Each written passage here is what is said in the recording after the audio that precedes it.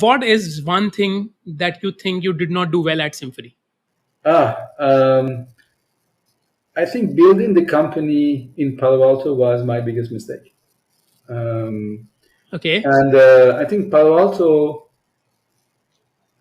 I mean, I was so into Silicon Valley. You have to realize, I just came from Skype, which I moved, our headquarters to Palo Alto, sold Skype to Microsoft in Palo Alto, created my next company, Perzo, in Palo Alto, sold Perzo to Symphony in Palo Alto, created Symphony in Palo Alto. So, for me, it was the center of entrepreneurship.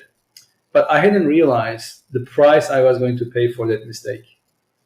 And actually, I mean, really price with dollars.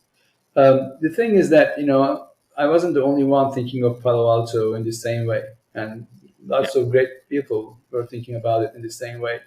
And that has a huge effect on cost, from cost of living to cost of renting to cost of eating, and obviously the cost of hiring.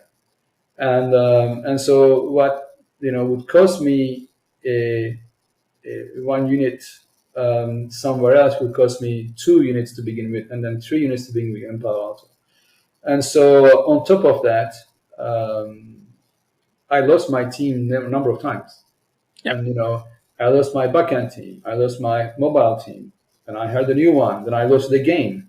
And, I hired a front-end team and I lost them. And I hired again and I lost them again. And so the churn of people who I lost was a massive drag on our productivity. I mean, huge drag. And every time that you have to replace, not only you lose time, you lose opportunity cost, and then the prices have gone up. And I think, one could say, at the time I didn't know, so I didn't know any better, so I did what I did. But there were already some signs that I should have seen earlier. And that's the reason I decided to move the R&D of Symphony to France.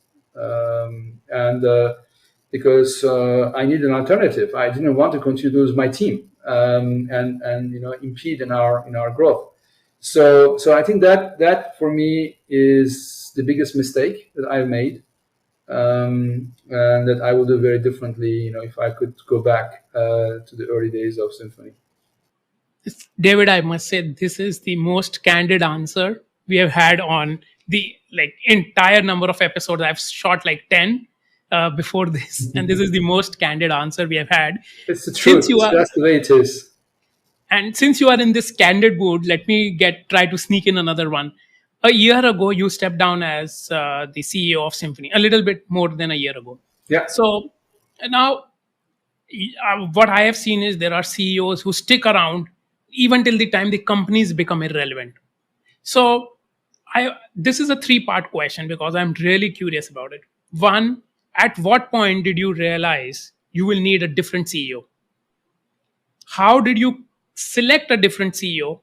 And the journey of power or decision making transfer between you and Brad, how did that happen? And what is that like?